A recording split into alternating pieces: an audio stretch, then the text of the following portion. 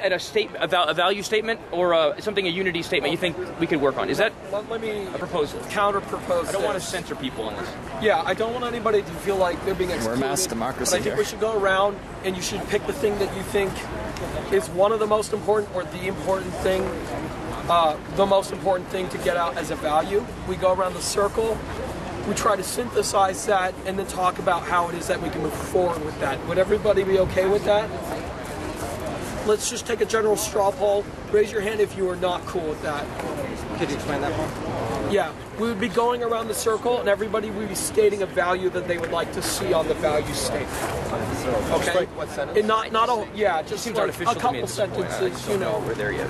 Okay, are we cool? Anybody who's against that, raise your hand. Yeah, I'm against it. Okay, that's fine. I just feel like anybody we have some else real things is on the against table. that? Can we get a hand if that's okay? So it's pretty slow. Okay, here's the thing is, raise your hand if you don't want to be included in that vote. Already approved. Okay, well then the yeas have it. Sorry, if you guys don't want to participate in the voting, then how do you expect to get a voice out of this? Perhaps there's another proposal. I mean, for how I just feel like Okay. with the gentleman. I just have like one question. My concern is that if you're going around and you're only doing one soundbite, there are people that might not be able to bring it down to that one point. But there's a time constraint. So I think that the other thing too is there is a real possibility that things have to be tabled for tomorrow and rediscussed before tomorrow's general session. We're not ending this now. I don't think there would be any closure on to add more value. We're not going to solve all the problems tonight. Which goes a lot. I think I have a proposal, two-part proposal. One is everyone who can, we will meet at this corner 5 o'clock tomorrow. And we will give everyone 1 minute right now with encouragement to add a value, but if you can't, just make us say whatever you're going to say. But 1 minute, strict 1 minute, like strict 1 minute, like you shut them up, Jake. I mean, Jacob, if you want. Like strict one, my proposal is strict 1 minute, but say whatever you want, and then meet to continue this tomorrow, 5 o'clock. No. Who's in favor? Just because we mentioned something today does not mean we cannot pick up from the beginning tomorrow. Exactly. I mean, We're not talking about concluding it for today. Nothing finalizes that list of values. Doesn't mean that we have to come back here later if we want to continue. Right. Yeah, obviously. I was just thinking. So value or statement? But I wanted to hear some more, yeah. And the truth is, as much as I may want it, the revolution is probably not going to happen tonight. No, that'd be rushing it. Okay, so we're going to go 1 minute. Yeah, Strict 1 minute. No, go ahead. I add my minute. Strict 1 minute. The value, like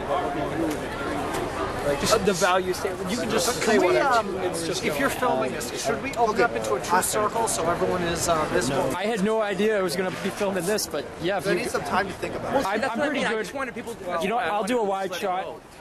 For now we're losing. No, I just mean when you're panning around. If people are hidden behind others, your turn. Yeah. Oh, it's okay. I've actually been pretty good about getting people. So I think for me, one of the values is really proposing an analysis of the system where if you are, if the statement is that there is a system in place and we're not participating in it and therefore we don't get a voice because we're not participating in it, you have to really look at the system and say, did that system work? Did people, I think a lot of people here participate. We work, we have jobs, we went to school, we pay our bills, and still the system's not addressed. And I think that's really important to say to people, we really aren't just people who have the time to be down here 24 hours a day. We're really people who participated. We followed the rules. We went by what was outlined. I mean, I have student loans. They're federal loans. I work 60 hours a week. I can't get above that. So I think it's really important to stress that we are people that participated in that already. And now so we're speaking from that experience. We have experienced that. Great. In my regards, I feel like, personally, I guess my form of ideology is there's something wrong with the system itself, that it needs to be addressed. There's an issue with this democracy. We live in a time and era where technology actually can allow everybody to have a voice, where we do not need representatives, where we do not need senators, where we can pass our own laws, regulations, and make our own dream, because that's what it comes down to. It's the one thing that unites us. We all have this idea that, we all want things to work, but, it's the individuals and the positions in power that allow it not to occur. So bottom line is, I'm for an idea and a basis that all voices can be heard, and we can all vote on our own individual beliefs, morality every day on a daily basis without having a political system deciding what's right and what's not. Great. It's democracy back to the people and not in the hands of the officials. I'm just sitting here listening right now. All right, quick statement. We should commit to being here indefinitely and break the chains of illusion. Break the chains. Chains. The chains of illusion. Yeah. Get that it? Yeah, quick, right, quick. Yep. Here. Sorry, you gotta do this again. All right. Jobs. I think everyone has the right to a job. That's not something that's negotiable. Everyone has the right to health care. That is not negotiable. Cancel all student debt. Health care for all as a right. Nationalize insurance companies without any form of compensation whatsoever. Full trade union rights. If we're just going to be transitional, how about limiting corporate? How about eliminating all corporate bonuses? How about taxing all stock transactions? How about public works program? Why not? Why not do some of that? Obviously, you know, I think we should, in general, we should attack the basic system, but those are some concrete things I think we can have out there. Thank you. Great. Well, I wanted to say that it would be important that this place stays as long as possible, so people might join in as time goes by, and then we don't want to have any very clear political position at this point to let things happen by themselves. So it's important to please everyone and stay here as long as Sustain the space and kind of keep people coming. Great. I want to make a couple quick points. One is I might add to Doug's list: halt foreclosures and evictions, and defend unemployment benefits, even perhaps to people who don't qualify. You know, we're the 99%. There's also this group called the 99ers, right? People who have already exhausted all their existing unemployment. I think that should be a group that we specifically try to reach out to. People who have, in fact, who have been told by the system essentially you're surplus population now. Right, which in a sense makes them stand in for not only for an American issue, but a worldwide issue where you have incredible amounts of structural unemployment.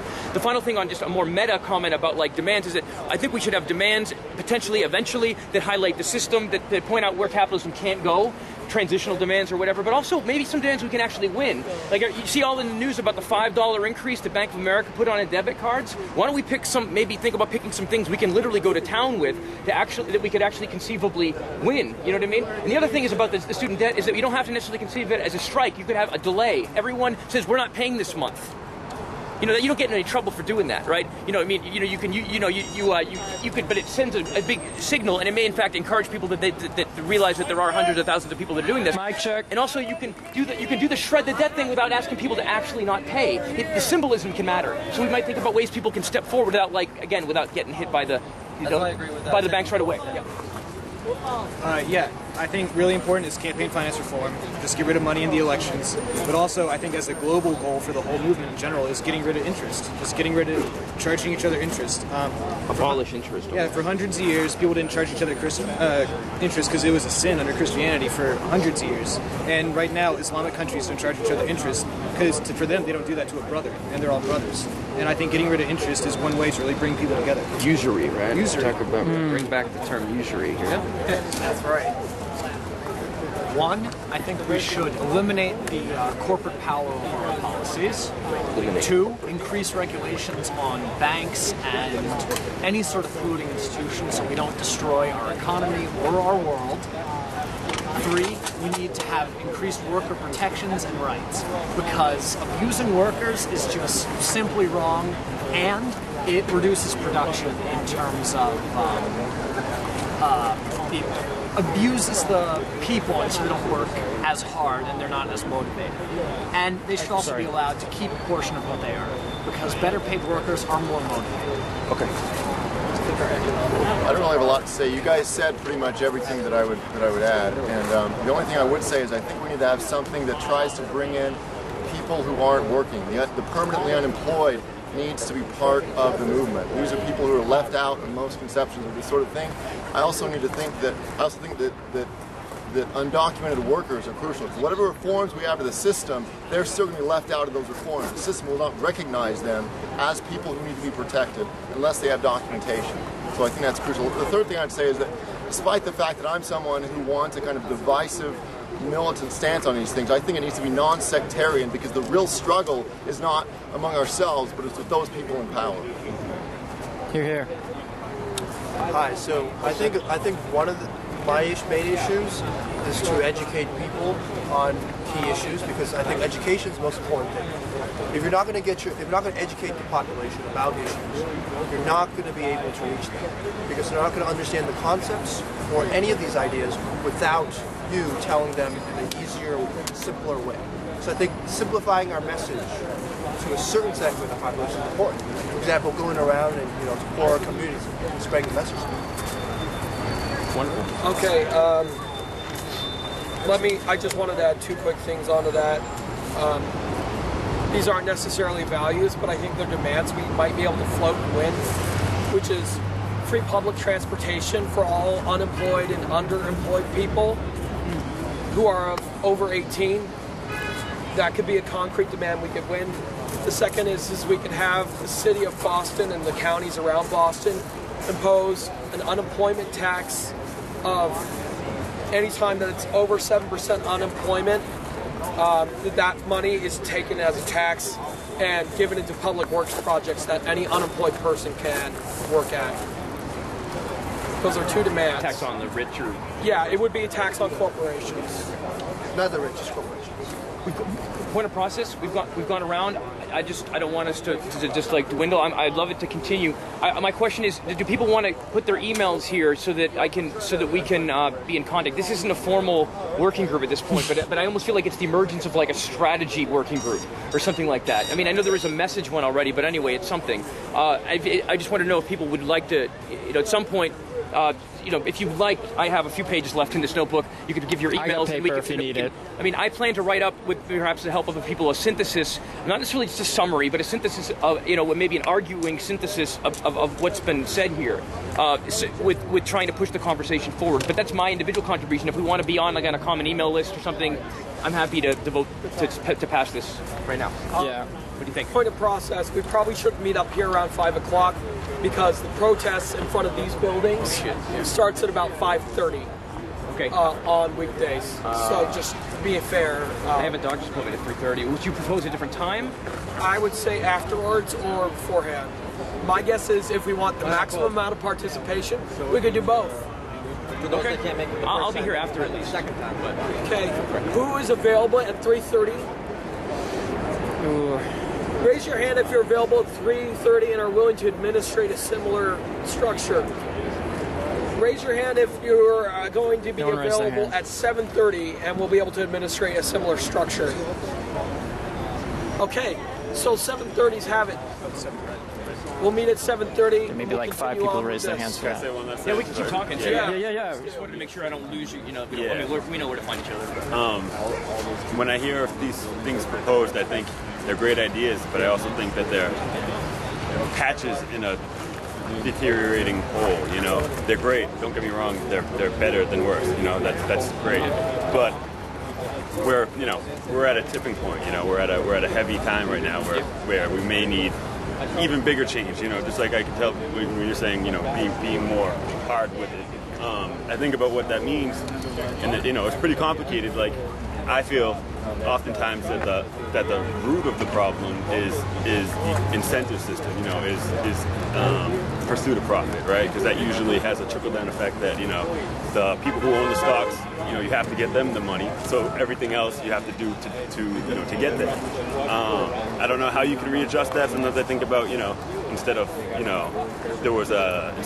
shareholders, stakeholders, the people who have stake in the stock instead of the people who actually own the stock.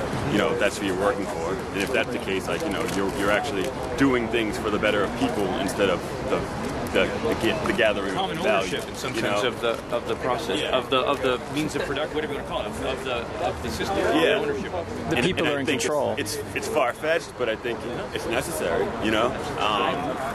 But in the meantime, it is good to make ground. So like, if there is anything that we can demand and get, that's great. But we still should focus on the big picture too. Totally agree. Are we going to keep going on circle, or are we just? Does anybody have anything else? Because the General Assembly is going to start soon, and we don't want to shit over the finance thing. thing, which is an official function. Just to say maybe something. We can do what we want now. Yeah, great discussion. I just want to say great discussion. Yeah. Really, and I Let's give this plan a to. half. Yeah, I mean, like you guys. This is important. This kind of was in no way planned, but there we are. What do you guys think of this since we're just kind of talking now, right?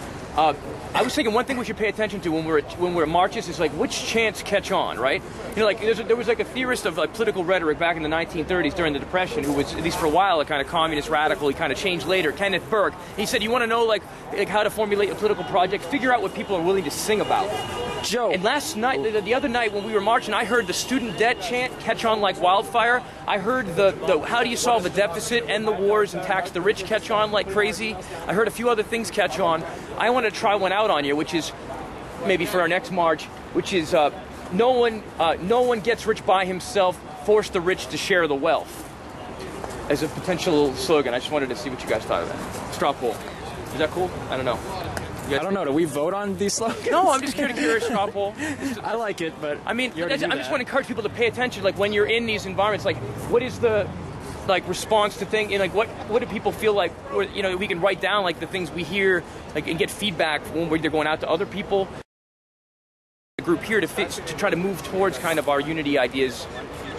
You know what I mean? In that way, if that makes sense. Like I'm going to try that out next time and see how that goes. I hope you maybe can try some things out too. Come up with some rhyming lines and test the waters. You know what I'm saying? The movement needs its poets. You don't like it? Okay, why not? It seems to promote rich as being something that you need to be or have to be. It's saying that rich is good, but it's not. That's not the message that we're saying at all. We're saying if you have that luck, that chance, and you have all this stuff, that you should be giving it out, not shooting for becoming this top level and having it all be a single. I don't mean it that way at all, but I hear what you're saying. It could but I be. think it gets construed I that would way. say even a very hardline revolutionary stance acknowledges that rich people will be a part of society as a transition to something else. And so the demand is that rich people acknowledge that poor people are who made them rich, and that the specific demand was to force them. That was force. We could even not please emphasize force. force. Should. You know, not government's going to do it for us either. Like not just the liberal. But you're right. It may not be clear enough. Even if you take a hardline Leninist stance on the thing, but I hear you though. It's an expropriation of their wealth to us. What would be a good one that would bring up this idea? I mean, the gentleman who was standing to my right before, was his name who had it was a big red T-shirt? Peter. Peter said, you know, he thought one of the key things was this contradiction between privatized gains and socialized costs or risks. He said. That's one way to look at it. But socialism for the rich, some people call it. How do we put that in popular language? You know what I mean? If we want to point out that the problem is the system, how do we express that without like dumbing it down, right? And just making it an ethical, a moral, you should do this, you know, a charity plea. Like, how do you express? Not to say everything has to be like a two-line thing, but in terms of like something we could put on a flyer as a bullet point. Like, how would we express that? A lot of people seem to be saying, well, we want to highlight the problem with the system itself. Like, what's the language that we should use to do that? There's so much ideology, it'd be hard to actually find one thing that actually would focus on one thing that everybody agreed with. You would want to find one common goal that we all find problems with. So, was it financial, economical, political? What is it? You gotta define what it is. Well, it seems to me like if we're going to have solidarity with the other Occupy moments, then we need to understand that it's the 99 versus 1%. Who's the 1%? But don't we want to challenge the rich people, the corporations? Who's the 99%? Somebody said that. But how do we actually put a face on That's this? Right. On this 1% or but this like, 0.1%? here's the thing: is it's not broken around racial grounds. I mean, there is racial components. It's not broken on sexist grounds. It's broken on economic grounds. What our demands are on economic lines. What we're demanding is a class conflict. 99% versus the 1%. And so our demands, I think, it should not only be economic, but it should be in solidarity with the rest of everybody else, an acknowledgement of the 99%. the thing is, history has shown that economic bias is far harder to protest and fight against than racial or sex-based. I absolutely agree with you. And it's not just bias; it's actual ownership, right? It's not like racism's an idea, right? I mean, race or like a mode of thinking, you know. But you know, economic, you know, class is not just an idea. It's not just classism. It's not just that like the rich don't like respect the poor. It's like no, they own the world and the poor don't, so the poor have to go work for them for whatever fucking wages that are available. If, you know, so it's structural, right? It's not just an idea. It's not just like we need to be more loving, like the rich need to be more loving to the poor, right? No, there shouldn't be poor or rich. I mean that's my Sorry to interrupt everybody, but the band is at 7:15, so we're going to do a quick little guerrilla march before the GA. If anyone's interested, if you're not, and you're in a group meeting, that's fine. Maybe we want to march before they meet, so we're going to do a quick little march. I'm going to call that a wrap because my arm is killing me.